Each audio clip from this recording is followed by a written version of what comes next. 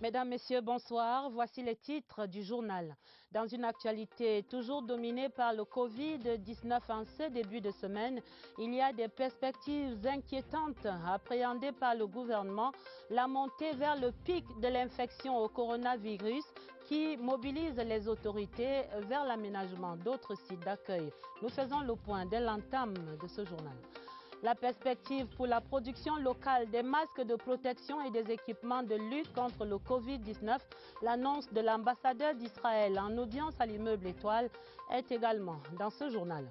Des perspectives heureuses pour les examens de fin d'année.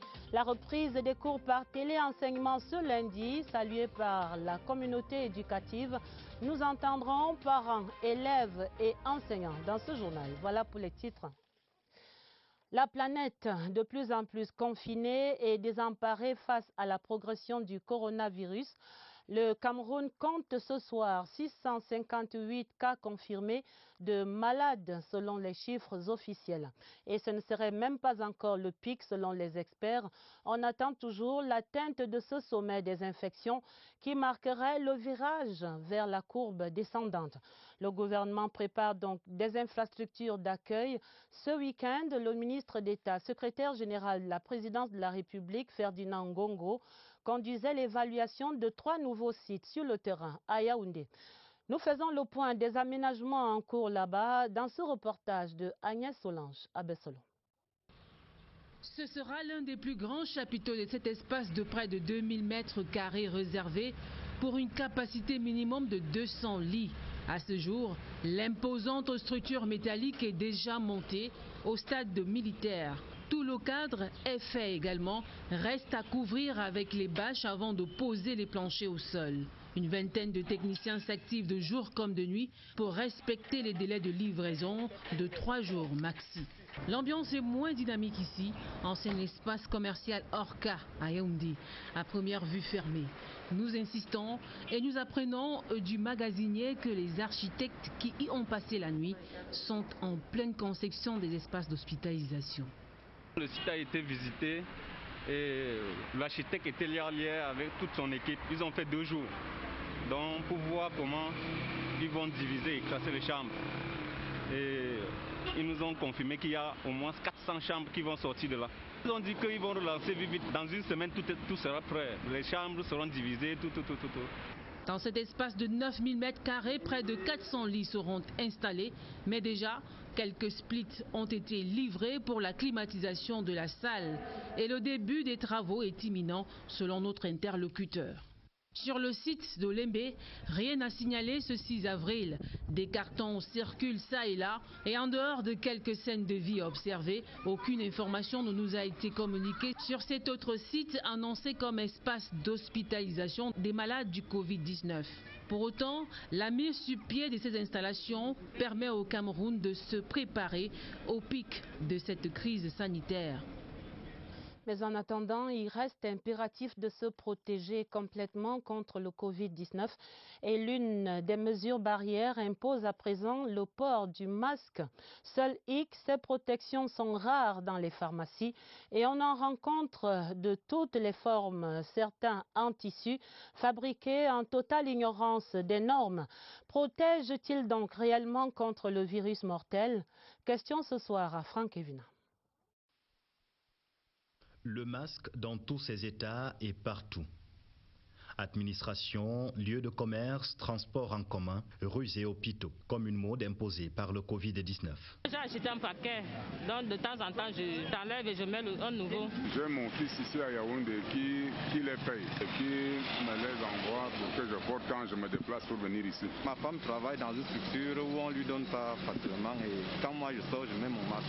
Mais c'est en réalité un geste barrière. Se couvrir le nez et la bouche pour empêcher que ne pénètrent dans les voies respiratoires les gouttelettes potentiellement contaminées. Nous ne sommes pas très habitués au port du masque, donc la respiration, on a parfois l'impression qu'on est étouffé, mais ça va. J'ai acheté à la pharmacie. Par rapport à la maladie, on évite d'être contaminé au virus.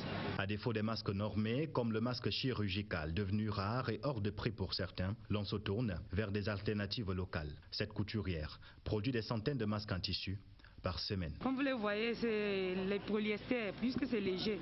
On a commencé avec 5, 10. Mais du moment que les gens ont constaté qu'on faisait bien, on me passe la commande. Mais quelques clients qui passent en route viennent aussi s'approvisionner. La journée, si on a pu produire 100 et on vend un masque à 500 francs. Une tendance qui a fait apparaître sur le marché plusieurs variétés de masques, dits recyclables. Le matin, je porte mon masque, je viens, je travaille. Et le soir, je lave, je désinfecte avec l'eau de Javel. Et puis le matin, je reporte mon masque pour me permettre de travailler. Je me sens vraiment en sécurité. Une solution locale qui fait débat dans les milieux scientifiques. Si certains estiment qu'il n'y a pas encore assez de données sur l'efficacité de ces masques, d'autres trouvent que c'est mieux que rien. Dans ce contexte de rareté des masques agréés, voici une idée qui tombe à pic. Tel Aviv et Yaoundé envisagent la production locale de ces protections et d'autres équipements médicaux également. Ces perspectives étaient débattues au cours de l'audience accordée ce lundi par le Premier ministre chef du gouvernement Joseph Dion Ngouté à l'ambassadeur d'Israël, son Excellence Izzy Yanouka. À l'immeuble Étoile, le compte rendu de Laurentine Bokono. Produire 400 masques par jour et faire tourner l'usine 24 heures sur 24. C'est l'ambition que se fixe ce projet qui sera basé à l'école supérieure polytechnique de Yaoundé. Grâce à la coopération avec l'État d'Israël, la polytechnique est devenue la principale pépinière d'ingénieurs camerounais. Ce sont des masques spéciaux pour les docteurs et les infirmières dans les hôpitaux. Donc, ce qui est spécial dans cette initiative est que on utilise la technologie israélienne et on produit les masques 100% au Cameroun. Je crois qu'il y a quelque chose de mental important de savoir que c'est fabriqué ici, sur place, par les gens qui étaient formés ici. L'École nationale supérieure polytechnique de Yaoundé dispose d'un centre d'impression aux technologies en 3D. À partir de là, le Cameroun pourra desservir toute la sous-région Afrique centrale en masques de protection contre le Covid-19 et autres équipements médicaux. Israël apparaît à la fois comme ami et partenaire du Cameroun. Tout le monde en masque de protection.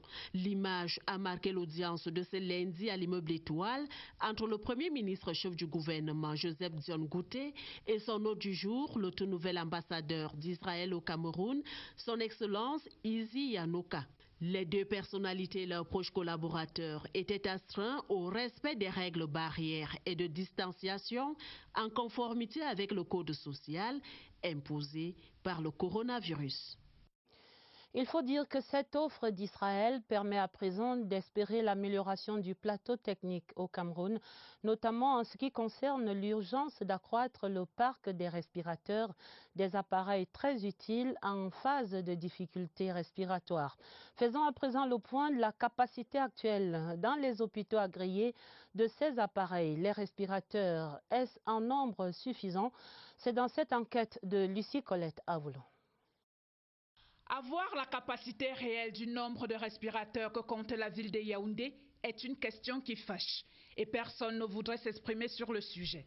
Quid de la ville de Douala qui est un autre foyer de contamination? Je prends Douala en réalité par rapport aux respirateurs. Là, je ne dis pas par rapport aux autres moyens de soins intensifs. Si ce n'est que la machine seule, vous allez voir que les machines adaptées en réanimation, vous n'aurez pas 15. Vous avez en face de vous pratiquement 2,5 millions, 3 millions. Et si les 3 millions, s'il n'y a même que 10 000 qui demandent d'aller en réa, les 15 machines, faites le ratio, vous ne pourrez jamais, même si ce n'est que ça. Un respirateur qui souffle sur un malade et un outil qui distribue dans des stades une densité importante de virus, dont la protection du personnel doit être triplée. 2 à 3 millions de francs CFA pour l'achat d'un respirateur, ça craint. Actuellement, plus de 151 pays sont touchés par le coronavirus. Si nous restons dans les meilleurs, les mieux adaptés, 9, on ne va pas quitter à moins de 2,5 millions, 3 millions, un appareil. C'est extrêmement coûteux. Qu'en est-il des cas du Covid en réanimation? Ceux qui arrivent en réanimation sont déjà ceux qui sont dans des phases avancées, très avancées de leur affection. Quand vous comptez 800 personnes qui décèdent en Espagne, en Italie, c'est quoi? Même le meilleur centre de réanimation, s'il a un score de survie, c'est-à-dire qu'il récupère 15 à 20% de ces malades, c'est des meilleurs scores en réanimation. Or, malheureusement, encore une fois de plus, je vous dis que les moyens vont faire à ce que même les 10%, je ne suis pas sûr qu'on puisse atteindre ces chiffres dans nos pays. En face du Covid-19, même les pays les plus puissants et avancés sont impuissants. La responsabilité et la prise de conscience s'imposent à tous les Camerounais pour éviter le pire. Face à la montée de la maladie, le débat s'anime dans l'opinion quant à la nécessité ou non de durcir encore plus les 13 mesures en vigueur depuis près d'un mois au Cameroun. Le débat prend du volume au regard de cette progression donc. On suggère par exemple l'isolement total des foyers de contamination, le confinement complet. Oswald Modon rapporte maintenant les avis croisés. C'est la rubrique « Ce qui fait débat au Cameroun » ce lundi. Chaque soir, ils sont à l'affût du chiffre de jour, le terrible décompte qui indique le nombre de cas confirmés de Covid-19 au Cameroun. Et pour beaucoup, l'évolution de la maladie impose que le fusil change d'épaule. Et cela peut commencer par la systématisation de quelques initiatives régionales jusqu'ici. Comme on voudrait circonscrire l'évolution du virus, que les gens prennent leur boisson, ils aillent boire à la maison, au lieu que les gens s'habituent dans les bars à boire tardivement, qu'ils rentrent chez eux boire. D'autres voient même plus loin encore et évoquent la mise en quarantaine totale des villes foyers de la maladie, même si la question fait débat. Mon souhait, c'est qu'on isole les villes, Yaoundé, Douala, Bafoussam. C'était un peu plus facile lorsqu'il n'y avait que Douala, Yaoundé et puis Bafoussam. Donc je pense qu'il faut envisager d'autres mesures. Je pense notamment à la systématisation du port des masques. Dans une tribune, le professeur Tetani Ekwe, doyen honoraire de la faculté de médecine de l'université de Yaoundé 1 et consultant pour l'OMS, rajoute une couche. Comme dirait Ramley, to be or not to be, that is the question. En d'autres termes, les gouvernements devront bien choisir entre imposer des sacrifices redoutables à leur population ou les laisser mourir de leur belle mort du Covid-19. Qui des dirigeants de notre continent accepteraient cette image du Titanic allant inexorablement se fracasser sur l'iceberg du Covid-19 et abandonner leur population dans l'indignité la plus funeste des temps modernes de notre histoire. Face au problème, d'autres préconisent une réponse contextuelle. On peut donc distinguer les couches qui sont susceptibles d'être le plus impactées, le plus touchées par le coronavirus. L'un des inconvénients, c'est que si les populations sont bloquées, et étant entendu que beaucoup de nos compatriotes vivent au jour le jour, ça peut créer une sorte de confinement qui va pousser les populations à une explosion avec des conséquences, toutes les conséquences politiques que vous pouvez imaginer. Les Camerounais sont d'avis qu'il faut user de tous les moyens, quitte à faire usage des nouvelles technologies pour stopper le mal. À partir d'un téléphone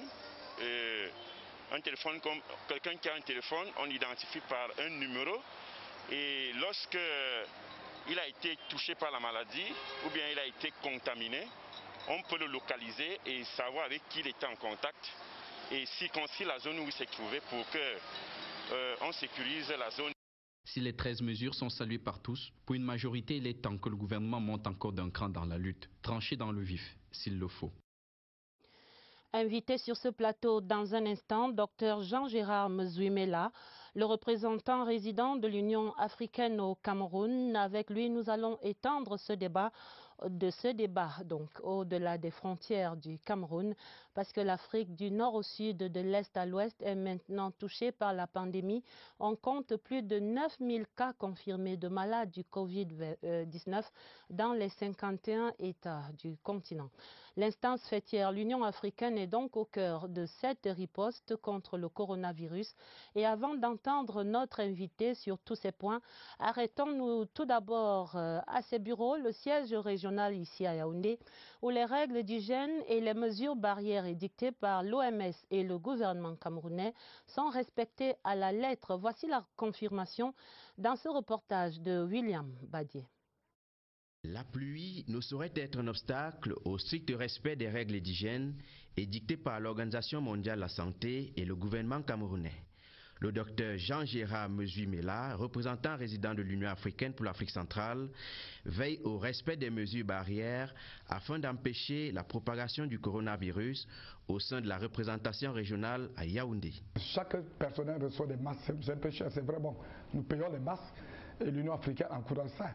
Nous avons des fontaines en dehors des robinets que nous avons dans des bureaux ou bien dans les lieux.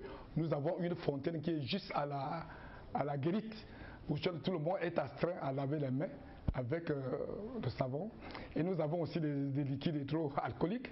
La présence du Covid-19 impose quelques ajustements dans l'organisation du travail, aussi bien au sein de la représentation régionale ici à Yaoundé qu'à Addis Abeba, siège de l'Union africaine. L'Union africaine, depuis le 25 mars, a demandé que nous encouragions le travail à domicile.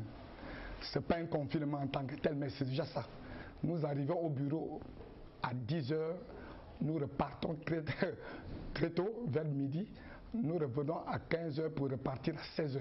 Contrairement à une certaine opinion qui qualifie de laxiste et même d'attentiste l'Union africaine face à la progression du Covid-19 sur le continent, de nombreuses actions sont pourtant menées au quotidien dans le but d'y apporter des réponses globales. L'Union africaine a un centre de développement des maladies, contrôle des maladies, qui compile les données quotidiennement.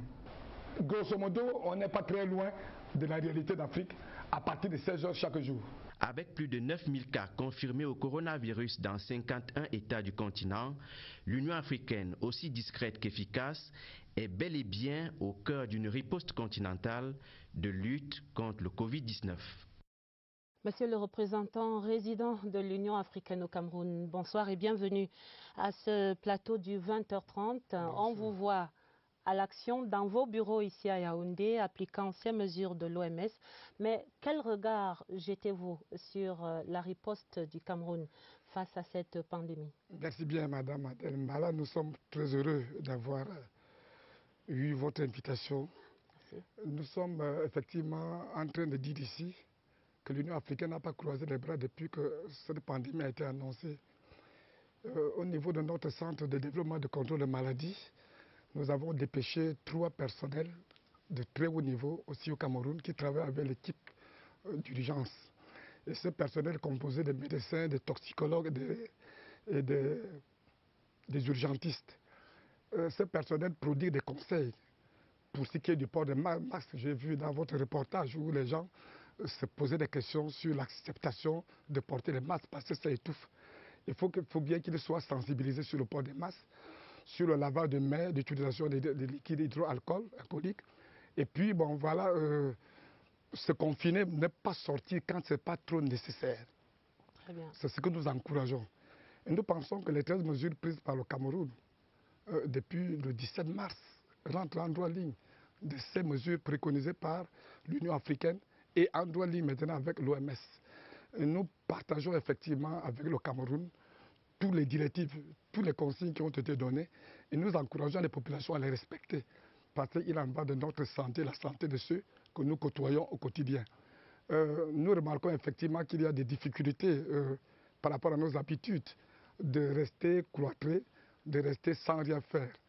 C'est pour ça. De ne pas aller au bar, faire le soir, c'est un peu difficile. Même moi-même, nous-mêmes qui sommes à l'Union africaine, je peux vous confirmer, madame, qu'au jour d'aujourd'hui, nous travaillons en sous-équipe. Peut-être je l'ai dit dans le public reportage que vous avez fait, en sous-équipe, puisque sur un effectif de près de 20 personnes, il ne reste que 2 personnes qui travaillent à plein temps.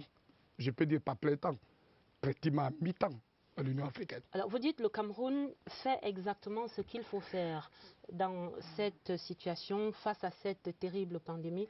Mais comment appréciez-vous la progression fulgurante de la maladie au Cameroun?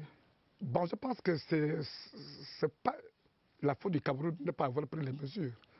Peut-être que c'est la maladie qui évolue. Peut-être que nous avons peut-être négligé les premières consignes qui étaient données peut-être au Cameroun. Il est difficile d'étudier de manière systématique la mentalité des populations du Cameroun.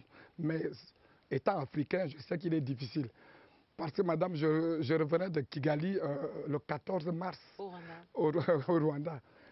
J'ai atterri avec Rwandais à Douala. Quand on m'a demandé effectivement de me pointer le thermoflash, c'était pas c'était très pas facile à accepter.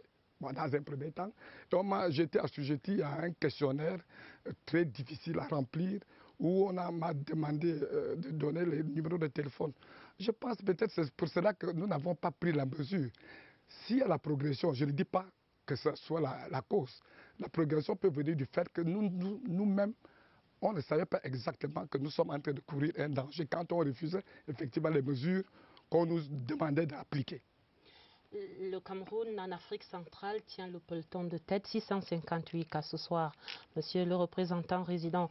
Mais vu de loin, on a l'impression que l'Union africaine reste un peu attentiste face à cette grave pandémie. Peut-être c'est l'impression, madame, j'en conviens. Mais je peux vous rassurer, madame, depuis que la pandémie a été annoncée, l'Union africaine ne croise pas les bras. Je peux vous dire que vendredi de la semaine dernière, le 3 avril, nous avons tenu une téléconférence avec 14 dirigeants africains, y compris avec le chef d'État de la France, donc le président Emmanuel Macron, avec le directeur général de l'OMS et le directeur du Centre de développement de contrôle des maladies de l'Union africaine. Au cours de cette conférence, l'Union africaine a essayé de présenter tout ce qui est en mesure d'être fait. Et nous sommes en train de dire aujourd'hui, par rapport aux mesures prises par le Cameroun, que le Cameroun respecte effectivement ce qu'a demandé l'OMS par rapport à cette pandémie. L'Union africaine a encouragé effectivement que les pays développés puissent aider l'Afrique. Par rapport à quoi? Par rapport à l'échelonnement ou bien au paiement de la dette, peut-être pas de manière immédiate, mais on peut rééchelonner le paiement de la dette. Sinon, carrément effacer cette dette par rapport au pays. C'est l'une des premières mesures qu'on a préconisées. L'Union africaine a préconisé aussi par rapport à la riposte. Face au président français. Face au président français pendant la téléconférence. Pendant cette vidéoconférence. Oui. Bon, très bien. Mais qu'est-ce qu'il en dit, le président français? Bon, nous avons émis, c'est ce que les chefs d'État avaient proposé. Et les chefs d'État se sont dit aussi, avant d'aller taper sur la porte de quelqu'un pour l'aide, il faut que nous soyons capables nous-mêmes de faire quelque chose. Et c'est pour ça que l'Union africaine, aujourd'hui, a réuni près de 12 millions de dollars américains pour pouvoir aider à la riposte. Ces 12 milliards vont être couplés avec les 4 milliards 500 millions que l'Union africaine doit transférer au Centre de développement des maladies. Et parfaitement pour promouvoir l'achat des équipements, les respirateurs, les masques, les liquides hydroalcooliques, pour permettre aux citoyens africains de riposter en connaissance de cause. Quand, monsieur le représentant résident, il y a urgence?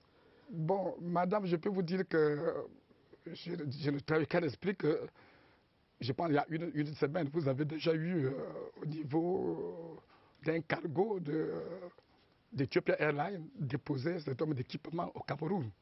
Je pense que ce cargo a fait le tour d'Afrique en déposant des équipements pour pouvoir. Peut-être que ce n'était pas un nombre suffisant pour que ça puisse bénéficier à toute la population du Cameroun ou bien des pays concernés. Mais nous avons commencé à le faire. Et nous avons aussi en droit de penser que plus nous allons réunir des moyens, mieux nous serons outillés pour mieux aider le pays. Alors, les actions menées dans les différentes sous-régions du continent semblent disparates et non inscrites dans une démarche réellement communautaire en Afrique. Est-ce qu'il y a à votre niveau, à votre connaissance, une démarche concertée qui pourrait donc faire front commun contre le coronavirus en Afrique? Je pense qu'on peut déjà voir que les pays ne s'attendaient pas à une telle pandémie. Si bien que les décisions, les annonces des mesures étaient peut-être faites à l'emporte-pièce. Et puis les pays se sont ravisés pour aller vers les grands ensembles. Vous avez vu l'Union africaine a pris l'initiative. Vous avez vu les pays de la CEMAC se sont organisés ici, il n'y a pas longtemps, à Brazzaville, pour prendre des mesures. Tout à fait. Et vous sur le plan économique. Sur le plan économique. Et vous avez vu aussi que le Cameroun qui avait d'abord pris un train de mesures assez drastique, en tout cas pour le Cameroun, le Camerounais, et pour la sous-région. C'était ravisé après 24 heures. C'était pour prendre... Sur le transport des biens dans la sous-région. les marchandises, la nourriture, tenant compte effectivement des réalités de la région.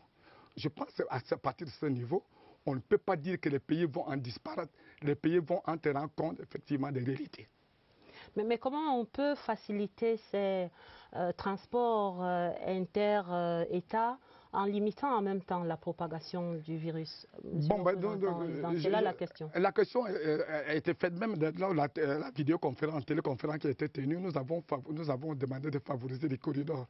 Madame, vous conviendrez avec moi qu'on ne peut pas accepter, on ne peut pas parler d'aide qui vient de l'extérieur sans qu'il y ait un moyen de déposer cette aide aux concernés. Si nous n'avons pas de corridors, si nous n'avons pas de possibilité de faire atterrir des avions pour nous amener des aides, des gants, des liquides, et comment prétendre avoir à lutter, avoir une meilleure riposte? Donc, nous sommes donc obligés de demander en même temps les méthodes de confinement, les mesures qui sont faites dans les pays sont salutaires. En même temps, nous demandons aussi qu'on ne devait pas oublier cette partie qui consiste à accepter d'ouvrir des corridors en vue de pouvoir acheminer les aides que les pays africains attendent. Non seulement des autres pays, mais des autres régions du monde. Très bien. Mais finissons par cette question, si vous le permettez, monsieur le représentant résident. Qu'est-ce que vous pensez de cette idée qui circule d'un vaccin qui serait bientôt expérimenté en Afrique? Madame, l'Union africaine n'a pas encore pris de position là-dessus. Et je ne peux pas en dire plus. Merci infiniment pour ces précieuses réponses et pour ces éclairages. On vous souhaite de continuer à être à l'abri du virus à vos bureaux ici à Yaoundé et vous prenez les mesures qu'il faut. Merci de nous revenir chaque fois que cela s'avérera nécessaire. Dans la suite du journal, nous parlons de ce jour de reprise des classes. C'était une grande première ce lundi 6 avril à 8h30. Le coup d'envoi du projet focus sur les examens sur la CRTV, télé, radio et web. Le projet est porté par les ministères de l'Éducation de base et des enseignements secondaires pour proposer des enseignements virtuels sur ces plateformes de la CRTV. Des enseignements dédiés essentiellement aux classes d'examen des deux sous-systèmes anglophones et francophones. Notre reporter Laurence Okalia a suivi ses premiers cours ce matin. Voici son reportage. C'est la première fois que la cloche de l'école va sonner jusque dans les domiciles. Silence total. Dans la salle de classe virtuelle, tout le monde doit fixer le tableau. Bonjour mon ami, je suis Madame Félie Germaine, enseignante à l'école publique inclusive du centre administratif groupe 1B. Les classes de CM2 ouvre le programme d'études par une leçon de grammaire. L'orthographe des aléas du direct est discrètement soufflée par le technico-artistique à l'enseignante, encore nouvelle, sous les projecteurs. Il nous reste 60 secondes. Après le français, l'anglais se prépare en coulisses. Stand by, silence s'il vous plaît. C'est dans cette atmosphère studieuse qu'on sort le cahier d'anglais.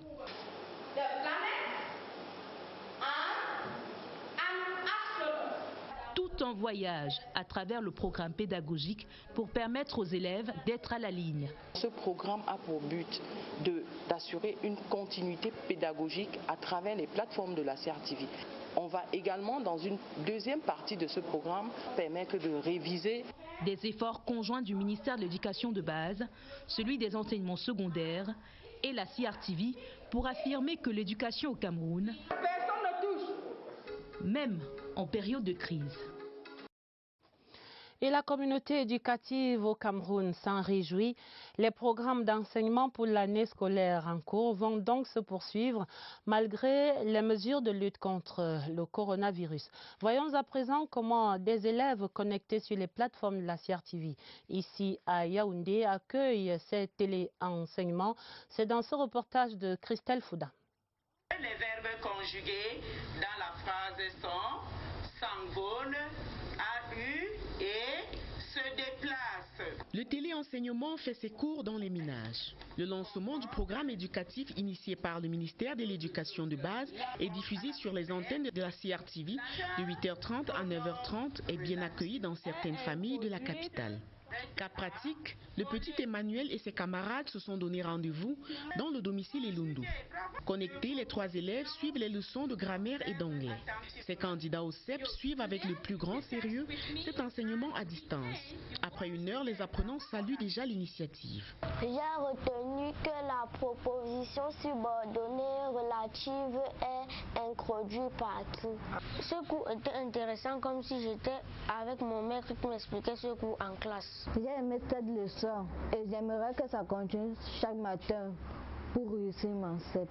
Pour cet enseignement virtuel, la maman du jeune Emmanuel veille au grain et oriente les 3 élèves pour une meilleure assimilation. Vous avez retenu la proposition subordonnée relative et la proposition subordonnée conjointe.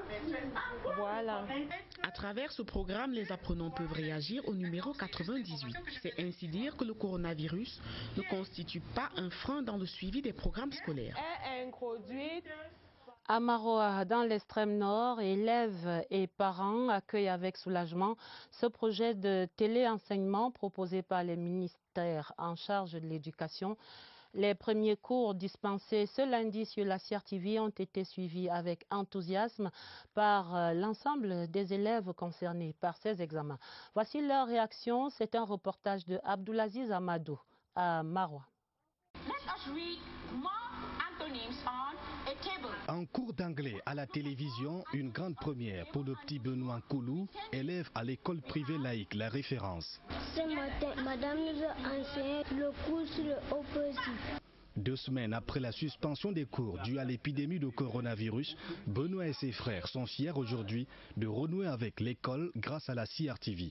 Une initiative louable selon les parents. Ça leur permet de continuer à suivre les cours à la maison sans toutefois oublier les notions que les enseignants ont eu à les inculquer en classe. Dans la famille Nersala, tous les enfants ont mis en veilleuse très tôt leur jeu pour se consacrer au téléenseignement. Au programme, le cours de français. Analyser les phrases complètes. Le cours de grammaire. Analyser logique des phrases complexes. Rester avec les enfants à la maison, c'est pénible pour nous. Mais aujourd'hui, vraiment, moi, je suis très fière du gouvernement. À la délégation régionale de l'éducation de base pour l'extrême nord, des dispositions ont été prises pour permettre aux apprenants d'être chaque jour au rendez-vous. Nous nous sommes rendus compte qu'il fallait solliciter, en plus du concours de la CRTV, les radios communautaires qui couvrent certaines zones que la CRTV ne couvre pas. Il faut relever aussi que les radios communautaires et la CRTV ne couvrent pas aussi toute la région. Pour cela, nous sommes dit qu'il faut envoyer les épreuves physiques aux élèves pour que tout le monde puisse travailler. L'objectif ici est d'éviter une année blanche en cette saison d'épidémie. La pandémie modifie également les structures de l'économie. Si le tourisme et la restauration sont des secteurs aujourd'hui qui battent de l'aile, d'autres filières se frottent les mains. Le cas des ateliers de couture, des quincailleries et autres entrepôts transformés en petites unités de fabrication des masques faciaux, des seaux robinets ou encore des gels hydroalcooliques. Depuis quelques semaines, ces objets ont envahi les rues. Voici les bonnes affaires de ces unités en plein essor. C'est une enquête de Cyril King-Mbépé. Un masque facial à votre goût et à moindre coût par ces temps de crise sanitaire. Le double objectif est facilement atteint grâce à ces spécialistes de la couture. On est en train d'essayer voir si ça peut passer à un prix bas, 500 francs. Nous avons commencé à fabriquer les masques aujourd'hui. On peut faire même 200 par jour. Pratique, ce cache-nez vous laisse la latitude de le laver pour plusieurs semaines d'usage. Pour 1 mètre de tissu, nous pouvons avoir environ même 15 masques. Moi, je les donne à 200. Je suis venu passer la commande parce que au marché c'est cher. Les masques coûtent énormément cher. Et nous ne pouvons pas acheter tous les jours un masque à 1000 francs. Les robinets, la colle, les joints et les seaux font bon ménage pour une hygiène efficace des mains.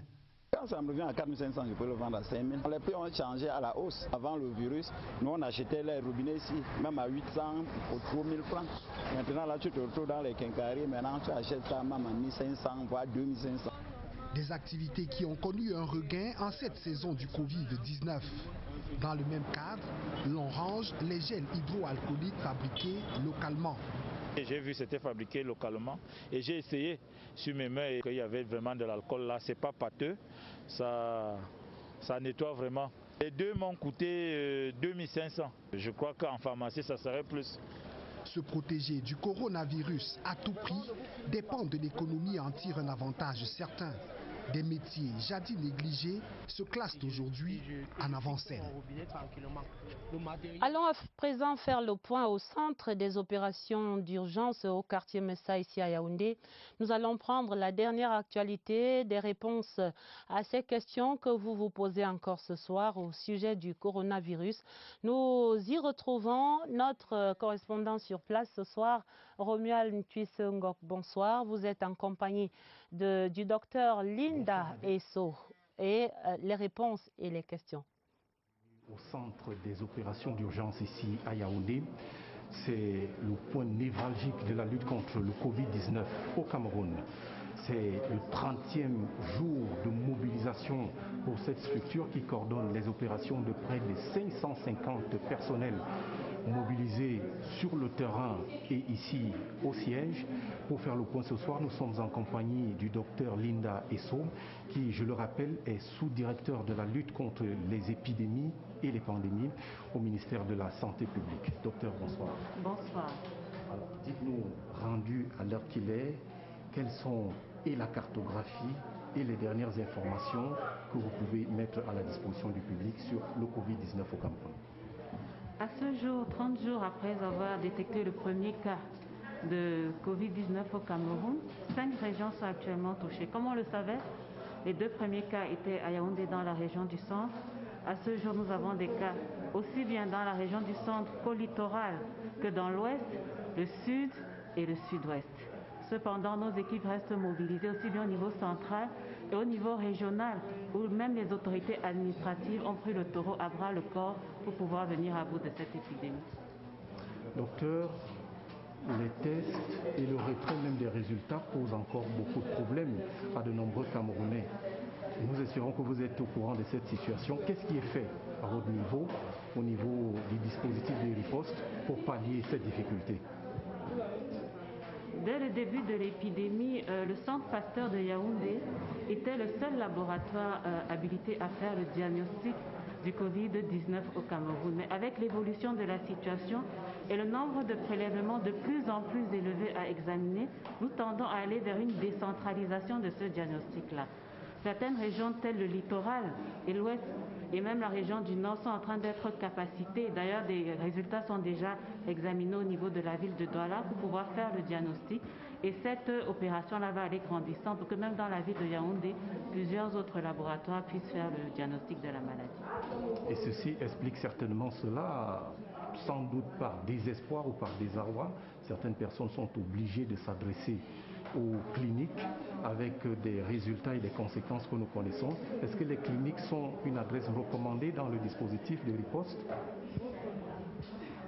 Au vu du potentiel contagieux très élevé de cette maladie, l'idéal pour toute personne qui se sent suspect de Covid-19, ça veut dire pour toute personne qui aurait été en contact avec un cas positif, qui aurait été dans un lieu où il y a une épidémie de Covid-19 ou qui aurait été en contact avec une personne décédée de suite de Covid-19. L'idéal pour cette personne-là, c'est de rester sur place et d'essayer de joindre les autorités sanitaires par les numéros verts qui ont été donnés, notamment le 1510 et les autres numéros. Maintenant, pour ceux qui se retrouvent dans les formations sanitaires, dans toute formation sanitaire, le personnel médical doit être capable de prendre en charge une personne suspecte de Covid-19, notamment en commençant par le mettre en isolement, c'est-à-dire à part des autres personnes, pour pouvoir limiter la propagation de la maladie et joindre immédiatement les autorités sanitaires compétentes. Alors les cas, disait encore hier le ministre de la Santé publique, vont augmenter. Est-ce que la riposte va suivre le rythme? Comment va-t-elle monter d'un cran? les cas continuent d'augmenter et le dispositif de riposte également continue de monter en puissance. Nous avons commencé avec 2 cas, nous avions 3 équipes d'investigation rapide au niveau national, nous en sommes à 500 cas au niveau de la région du centre. On est déjà à plus de 10 équipes d'intervention rapide qui sont mobilisées sur les terrains. Les équipes régionales aussi entrent dans la danse avec une décentralisation de la riposte, comme je le disais, avec le laboratoire tout à l'heure. Donc au niveau de toutes les régions, il y a une appropriation de cette lutte-là avec une capacitation des ressources humaines locales et aussi une dotation en termes de matériel nécessaire pour la riposte à cette épidémie. Donc dans toutes les régions, les équipes d'intervention rapide sont prêtes, les équipes de suivi de contact, la logistique est en train d'être mise en place et même tout ce qu'il faut pour la prise en charge des cas dans des centres de traitement équipés et adéquats. Docteur Linda Esso, merci et bon courage pour la suite de la riposte. C'est moi qui vous remercie. Voilà donc Adèle ce qu'on peut retenir ce soir, mais avant de vous rendre l'antenne, je voudrais que nous ayons tous une pensée pour les médecins camerounais et pour l'ensemble du personnel technico-sanitaire qui se sacrifie pour sauver des vies. Et pour vous qui nous regardez à la maison, ne l'oubliez pas, si vous avez le moindre problème, eh bien appelez le 1510, c'est le numéro du centre des opérations d'urgence ici à Yaoundé. À vous Maladou.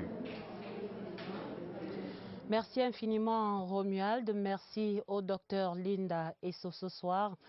Et nous allons voir la participation de l'élite locale, régionale à travers le Cameroun à la lutte contre cette terrible pandémie, avec par exemple le don du ministre des Finances aux populations de la région du Sud. Léopold Motazé a remis ce lundi des cartons de savon aux 8 communes du Dja-et-Lobo. Il s'agit d'encourager les mesures d'hygiène. Rose Olinga, dans le Sud. Afin d'éviter tout regroupement susceptible de véhiculer le coronavirus, pas de cérémonie officielle pour procéder au partage des 950 cartons de savon aux communes du Dja-et-Lobo. Voici le don de savon fait par l'élite.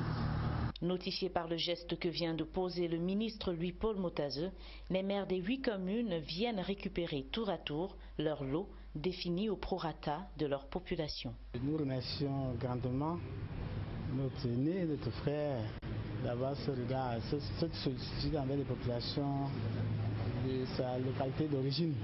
Une action comme celle-ci vient justement nous permettre de nous étendre davantage et d'implémenter efficacement des actions exécutées par la haute hiérarchie sur le terrain. Le don de Louis-Paul Motazeux, élu du département du Dja-et-Lobo, ne pouvait pas mieux tomber. Lorsque nous avons démarré la campagne de sensibilisation, nous ne reprenions que les instructions ou les orientations du gouvernement sans mesure d'accompagnement. Vous comprenez donc que lorsque le savon arrive, notre travail deviendra plus efficace parce que non seulement qu'on pourra sensibiliser, mais nous pourrons donner à ces populations cette matière première qui est très importante, qui est le savon. Une arme adéquate à la bataille des populations face au Covid-19. Présentement, les gels hydroalcooliques sont déjà plus chers sur le marché et difficiles d'accès aux populations. Bon, cette initiative va favoriser la lutte contre le Covid-19 au Cameroun. La règle première est de laisser laver les mains, dont le savon participe énormément. Vraiment, nous louons les gestes et nous les remercions vraiment grandement qu'ils puissent continuer dans ces actes. Les 57 000 morceaux de savon offerts par le ministre Louis-Paul Motazeux renforceront davantage la barrière érigée contre le coronavirus dans le département du Dja-et-Lobo. Et voici justement des gels hydroalcooliques pour renforcer la barrière contre le Covid-19. Dans ce département du Dja-et-Lobo, la députée Bernadette Evinao Vambé offrait ces désinfectants aux populations de l'arrondissement de Zoaïtélé. Et Augustin Bichoka, notre reporter, participait à cette cérémonie. Aucune initiative n'est de trop par ces temps de lutte contre le coronavirus, la menace mondiale. L'action de la parlementaire et maternelle du Dja-et-Lobo se veut bien claire. Je suis venue à Zoaïtélé pour sensibiliser au maximum la population de mon arrondissement de barrer la route au coronavirus qui tue le monde, qui finit le monde, qui terrorise le monde entier.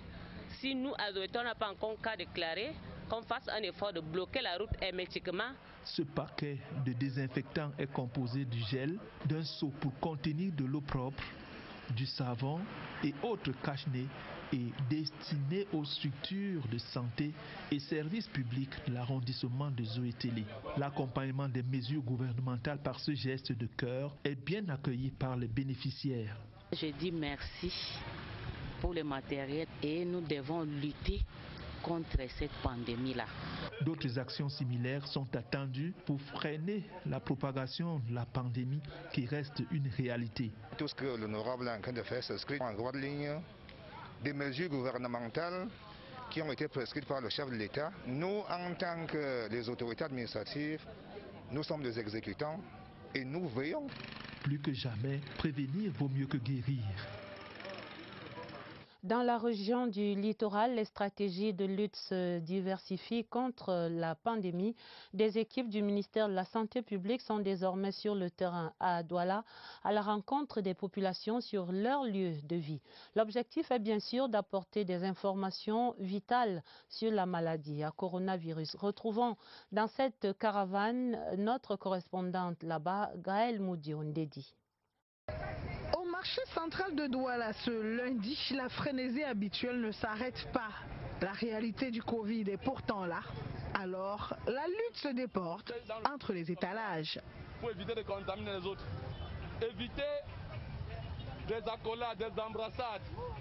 Il faut adapter la riposte au contexte. Nous avons décidé de cibler les marchés. Et cette semaine, nous avons commencé par le marché central. Et ce n'est vraiment pas facile pour les populations. Tels que nos marchés sont configurés, il est extrêmement difficile pour ces personnes de respecter les mesures d'hygiène, à commencer par la distanciation. Le marché est un endroit où on est serré. Mais néanmoins, nous sommes là pour en parler. Et petit à petit, on espère que la mayonnaise va prendre. 20 personnels de santé vont ainsi à l'assaut des commerçants et des clients du marché central, malgré les résistances sur le terrain. Il y en a qui estiment que le gouvernement, le ministère de la Santé devrait partager les cache-nez notamment et les gels hydroalcooliques. On essaie de leur expliquer que ce n'est pas une opération si facile de distribuer des cache-nez chaque jour pour près de 25 millions de Camerounais et que chacun devrait se débrouiller même avec les masques les plus élémentaires. Un combat acharné qui n'occulte pas les mesures barrières qui ont déjà sur place leurs guerriers. Voici l'état du monde en but au coronavirus ce soir.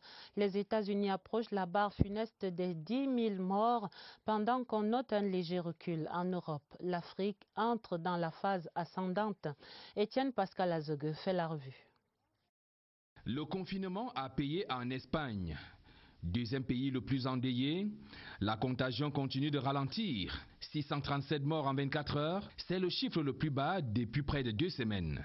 L'Espagne compte à ce jour plus de 13 000 décès, derrière l'Italie qui totalise actuellement plus de 16 000 morts. Le gouvernement italien dit prolonger le confinement jusqu'au 1er mai.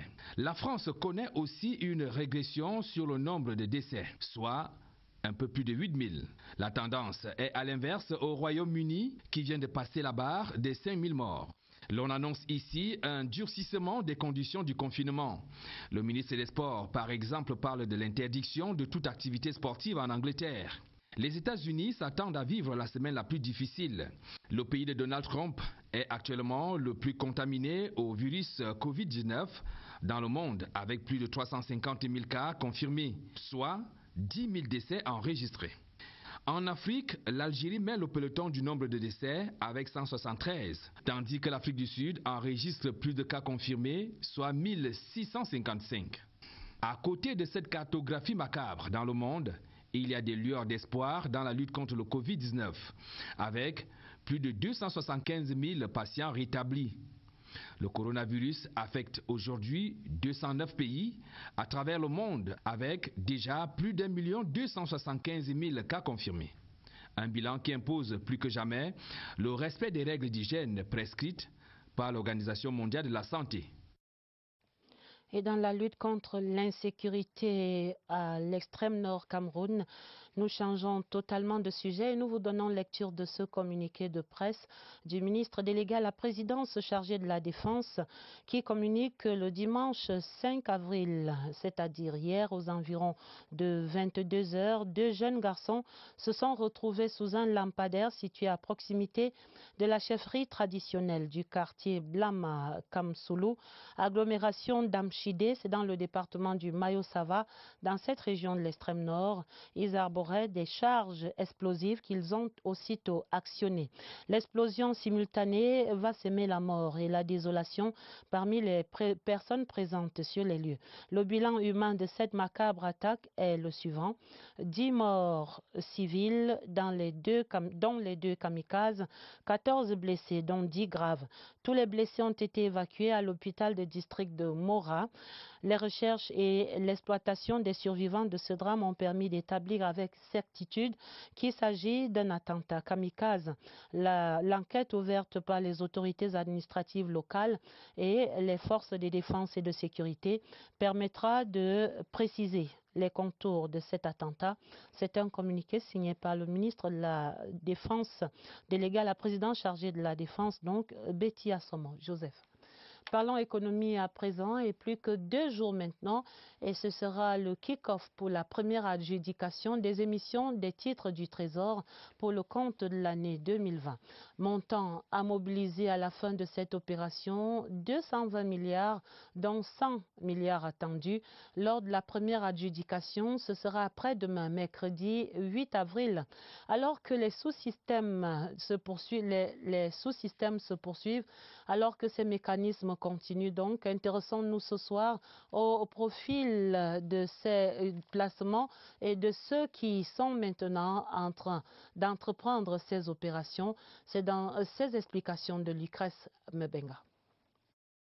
Vous êtes un agent économique, vous êtes titulaire d'un compte d'épargne au vert, vous êtes un investisseur et vous désirez fructifier votre argent, alors souscrivez aux émissions des titres publics à travers les spécialistes en valeur du Trésor. L'opération d'émission des obligations du Trésor se fait sur le marché monétaire de la Banque centrale. N'y participent que les spécialistes en valeur du Trésor. Cependant, tout agent économique, donc vous et moi, pouvez y participer. Il suffira simplement de vous rapprocher de votre banque pour exprimer votre désir de convertir votre épargne en bons du Trésor. Il s'agit là d'un placement rentable et sans risque. C'est un investissement sécurisé, largement mieux rémunéré que l'épargne ordinaire. Le remboursement est garanti à l'échéance. Déjà, l'intérêt sera payé annuellement. Et la Banque centrale a mis sur pied un mécanisme de sécurisation qui permettra de faire des prélèvements automatiques sur le compte unique du Trésor pour assurer le remboursement à l'échéance. Les souscriptions se font 5 jours avant la date de l'adjudication. Il vous reste donc 2 jours pour souscrire. Bon à savoir, c'est un total de 220 milliards de francs CFA que le ministère des Finances entend mobiliser au cours de ce mois d'avril. Les maturités et les taux d'intérêt relatifs sont connus. Pour les bons de 5 ans, l'intérêt annuel est de 5,7% net d'impôt. Et pour les bons de 3 ans, le taux d'intérêt est de 4%. Ceux de 2 ans sont rémunérés à 3,5%. Pour ce mois d'avril, la première adjudication est donc prévue ce mercredi 8, la deuxième le 15 et la troisième le 29. Faites vos jeux. C'est entendu, Lucrèce. Cette autre nouvelle dans le journal, grève désamorcée. Les présidents des syndicats nationaux des transports routiers du Cameroun viennent de différer leur mouvement de débrayage. Une décision prise à l'issue de la concertation de ce lundi avec le ministre des Transports et avait sur la table des discussions la question de la libération des détenus en relation avec les mesures restrictives sur le Covid-19 et l'intensification de la lutte contre le transport clandestin. Nous faisons le point avec Alvin Giselze. Il n'y aura pas grève des transporteurs routiers. Les présidents des syndicats nationaux ont opté pour le dialogue. Cette rencontre avec le ministre des Transports fait suite aux concertations tenues les vendredis 3 et samedi 4 avril 2020 avec plusieurs départements ministériels. Les syndicalistes revendiquent entre autres la suspension du caractère répressif des contrôles routiers. Nous voulons la baisse des prix du carburant.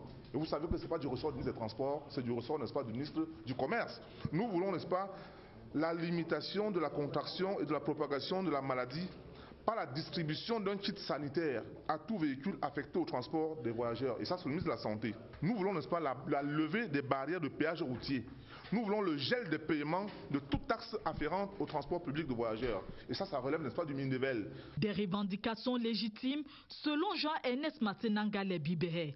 Le ministre des Transports rappelle que son département ministériel n'a pas pour objectif de compromettre l'activité de transport, socle du développement économique. Les mesures de restriction appliquées par ces temps de crise sanitaire visent simplement à limiter la propagation du Covid-19. Le ministre des Transports a saisi le CED et DGSN pour la libération des transporteurs qui ont été pris parce qu'ils n'étaient pas bien sensibilisés. Les transporteurs, avec le ministre des Transports, ont décidé que tous les passagers qui vont utiliser le transport en public doivent par tout moyen porter des cache-nez. Après plusieurs heures d'échanges à huis clos, les syndicalistes repartent confiants et rassurés de voir leurs doléances prises en compte. Le coordonnateur et le coordonnateur adjoint du plan présidentiel de reconstruction et de développement des deux régions du Nord-Ouest et du Sud-Ouest sont nommés. Le projet est maintenant sur les rails définitivement. L'arrêté du Premier ministre chef du gouvernement sur cette mise en œuvre est salué par les populations de ces régions. Allons dans le Sud-Ouest pour les réactions. C'est un reportage de Stéphane Tala. La définition du cadre organique de la mise en œuvre du plan présidentiel de reconstruction et de développement des régions du Nord-Ouest et du Sud-Ouest est pour beaucoup la preuve que le gouvernement est constant dans sa démarche pour tourner la page de la crise dans ses circonscriptions territoriales. Cela montre que le gouvernement prend en compte les dégâts que les gens ont subis. Sur le plan économique, sur le plan social, sur le plan infrastructurel. Les gens vont maintenant voir, est-ce que le gouvernement avait bien l'intention de faire ce qu'ils ont promis et de réaliser ce qui est sorti du grand dialogue national. Le récent arrêté du Premier ministre chef du gouvernement est venu consolider l'espoir des victimes d'actes de destruction et des populations du Sud-Ouest en général. Cette nouvelle vient vraiment pour donner à ces populations l'espoir que le gouvernement de son Excellence Paul Biya fait ce qu'ils disent. On est encore plus content que le Premier ministre chef du gouvernement a su choisir les bonnes personnes à la bonne endroit. La mise en œuvre du plan présidentiel est également attendue par les opérateurs économiques. Il faudrait que ce soit un plan rationnel qui prend en considération toutes les couches sociales. Le petit détaillant du quartier qui paie l'impôt libératoire, qu'est-ce qu'il va dire? C'est avec beaucoup de peine que beaucoup, n'est-ce pas, essaient de joindre les deux bouts. Le retour complet au calme dans le Nord-Ouest et le Sud-Ouest et l'éradication rapide de la pandémie de Covid-19, c'est le souhait de tous, afin que démarre efficacement la mise en œuvre du plan de reconstruction et de développement.